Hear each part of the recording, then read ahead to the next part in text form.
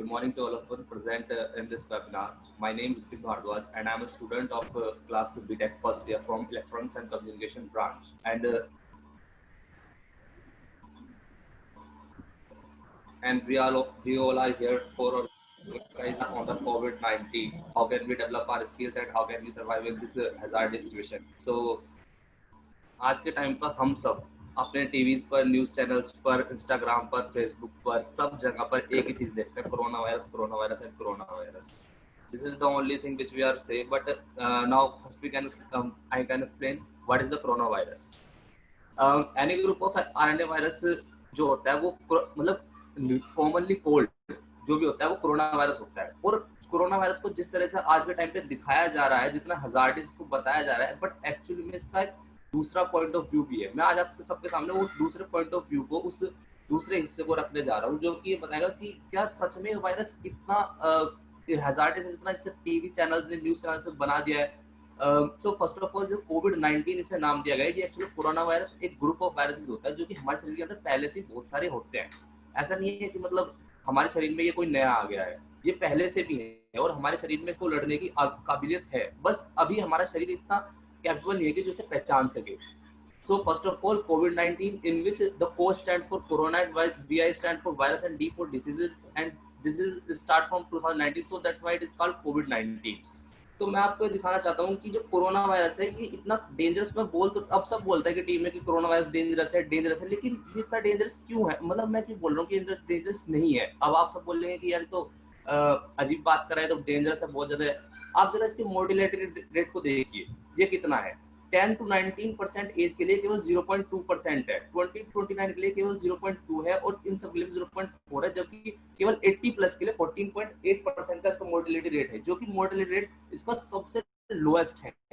Covid is the lowest mortality rate in all over diseases, जो हमें show करता है कि ये इतना भी डेंजरस नहीं है जितना हम सबको आज दिखाया जा रहा है. ये फैल रहा है, मैं मानता हूँ ये बहुत तेजी से फैल रहा है और पूरी कंट्री में फैल रहा है, लेकिन अगर आप इसका मोर्टिलिटी रेट देखेंगे, ये आज लगभग हर एक कंट्री में फैल चुका है और ये हम सब जानते हैं कि बहुत ही हजार्डिस सिचुएशन है. लेकिन अगर आप देखते हैं तो कोरोना वायरस के कल का डेटा है जो 59 लाख है और इसमें डेथ केवल 3,62,108 है, जिसमें रिकवरी 25 लाख हो चुकी है. कोरोना वायरस एक्चुअली में बहुत ही तेजी से फैल रहा डिसीज है, लेकिन इसकी जो डेथ जो हो रही है वो बहुत कम हो रही है. हम सब इसे सिचुएशन को कंट्रोल कर सकते हैं. ऐसा नहीं है कि मतलब ये हमारी सोच में घुसा दिया गया है कि मतलब कोरोना वायरस एक बहुत ही हाईली डिसीज, अगर एक बार लग जाएगा तो एक बार डेथ होनी ही कंपलसरी है, बल्कि जबकि ऐसा कुछ भी नहीं है. कोरोना वायरस ज्यादातर की जो एजिंग पीपल जो 80 प्लस है उनके लिए ज्यादा खतरनाक है, जो बहुत ज्यादा एज पीपल है. और ये हमारे लिए एक बहुत ही ज्यादा एडवांटेज है कि हमारी जो कंट्री है इंडिया, जिसमें कि most of the population young age है, तो हम सबको इतना भी ज्यादा इसमें एक्चुअली में क्या होता है कि हर चीज माइंडसेट पे डिपेंड करती है. अगर आप एक बार एक माइंडसेट बना लोगे कि भाई हाँ कोरोना वायरस हमको हो ही जाएगा, कोरोना वायरस से तो हम गए, तो ये और भी ज्यादा हम पे हावी होते चले जाता है. एक कहावत है ना, जो मर गया सो डर गया. सो दैट्स वाई कि हमें से डरना नहीं है, हमें कोरोना वायरस को डराना है.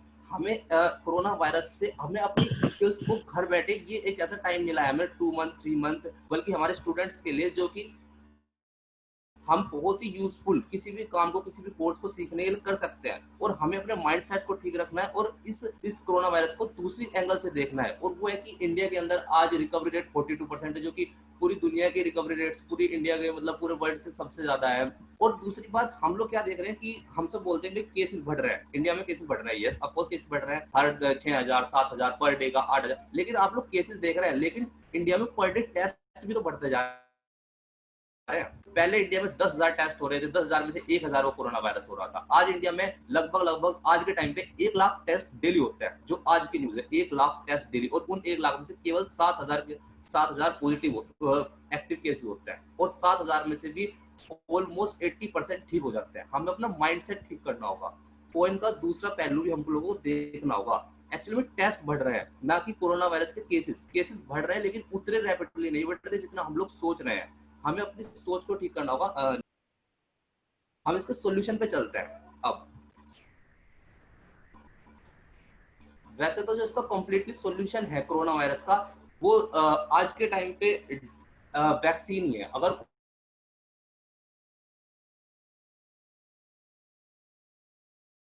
कोई लेकिन हमारे पास कोई वैक्सीन भी इस बात को अश्योर करती है कि हमने वैक्सीन बना दिया, पर लेकिन कोई भी गारंटी नहीं देता कि वैक्सीन बन चुकी है। तो इसका हमारी गवर्नमेंट ने और पूरी दुनिया की गवर्नमेंट ने 2 सॉल्यूशन निकालने हैं, तो सोशल डिस्टेंसिंग या हर्ड इम्यूनिटी डेवलपमेंट। तो first of all social distancing. आजकल हम सब फैमिलियर हैं कि सोशल डिस्टेंसिंग होता क्या है, और हम सब घर में ही हैं, तो इस वजह से बताने की तो कोई जरूरत है नहीं कि सोशल डिस्टेंसिंग क्या होता है। एक्चुअली सोशल डिस्टेंसिंग इसे वायरस को एक थ्योरेटिकल वे है जो ये बताने का कि हम चैन ब्रेक कर देंगे, लेकिन इज इट पॉसिबल कि लाखों करोड़ों की संख्या में जो वायरस पूरी इंडिया में फैल चुका है उसकी चैन ब्रेक हो सके? I don't so. मैं ऐसा नहीं सोचता कि ये ऐसा हो सकता है। सोशल डिस्टेंसिंग एक इफेक्टिव वे है एक्सपेंडेशन को कम करने को, उसके फैलाव को कम करने का एक अच्छा तरीका है, लेकिन ये इतना भी इफेक्टिव नहीं है। हमारे पास सेकंड ऑप्शन जो है हर्ड इम्यूनिटी डेवलपमेंट, मैं उस पर बात करना चाहता हूँ। हर्ड इम्यूनिटी डेवलपमेंट क्या है कि एक तो हमारे पास एडवांटेज है। देखिए, अब इंडिया के अंदर 42% रिकवरी रेट है। वो कैसे है? क्योंकि इंडिया के अंदर जो हम लोग हैं, हमारी जो परवरिश है, हमारी जो इम्यूनिटी है वो ऑलरेडी स्ट्रॉन्ग है। हम लोग ऑलरेडी हम लोग इतने, अब देखिए हमारे घरों में सब खांसी जुकाम ये सब इसके लक्षण होते हैं, और ये सब हमारे घरों में सबके घरों में नॉर्मल है। तो हम लोगों को अपने शरीर में इम्यूनिटी और ज्यादा स्ट्रॉन्ग करनी पड़ेगी, जो कि डेथ हो रही है वो भी सब बंद हो जाए। हर्ड इम्यूनिटी ही एकमात्र इसका, जो कि स्विट्जरलैंड ने भी इस बात को माना है कि herd immunity is the only solution until the vaccine was not developed. इतने वैक्सीन नहीं बन जाती, इतने हर्ड इम्यूनिटी ही इसका एक सॉल्यूशन है। हम सबको अपने शरीर के अंदर ही वो क्षमता को पैदा करना होगा जो इस चीज को मार सके। और हमारे शरीर के अंदर क्षमता है, लेकिन वो जो क्षमता इस वायरस को पहचानने की नहीं है, और वो उस वायरस को 7-8 दिन में लगभग पहचान पाता है। तो इस वजह से ये थोड़ा सा घातक साबित हो रहा है। लेकिन हम अगर इम्यूनिटी डेवलप कर लेंगे तो ऐसा कुछ नहीं होगा। हमारे पास केवल एक ही सोल्यूशन है, हम वैक्सीन नहीं कर सकते। हम सबको इम्यूनिटी डेवलपमेंट करनी होगी। इम्यूनिटी डेवलपमेंट के लिए हम सबको अपने घर बैठे बैठे सबको वेजिटेबल्स खानी होंगी, और हम सब जानते हैं कि इम्यूनिटी कैसे डेवलप होता है, एक्सरसाइज से और एक्टिविटीज करने से। सो दैट्स व्हाई कि हर्ड इम्यूनिटी एक इसका बहुत अच्छा solution है। Next. So we have some tips to improve skill during COVID-19. As we all know that coronavirus इसे रिस्क को कम करने के लिए हम लोग जैसे कि आजकल टीवी पे बताते हैं, तो ये सब कुछ थोड़े टिप्स हैं जो कोरोना वायरस को कम कर सकते हैं। तो जैसा कि WHO ने कहा है कि ये वायरस इतनी आसानी से खत्म नहीं। तो मैं एक कंक्लूजन जो हम सब निकाल सकते हैं इस पूरे पर्सपेक्टिव से, वो ये है कि हमारी गवर्नमेंट्स को और इंडिया पूरे वर्ल्ड की गवर्नमेंट्स को अब सोशल डिस्टेंसिंग से आगे बढ़कर कुछ सोचना होगा, और वो है हम सबकी इम्यूनिटी को डेवलप करने का तरीका। और वो हम सब अपनी इम्यूनिटी अपने घर पर बैठकर भी डेवलप कर सकते हैं, और वो सब हम जानते हैं एक्सरसाइज और ऑटोमेटिकली मैनी थिंग्स जो कि हम अपने घर पर इम्यूनिटी से कर सकते, इम्यूनिटी इंक्रीज करने के लिए कर सकते हैं। So stay at home, stay safe, thank you, and increase your immunity. Thank you, sir.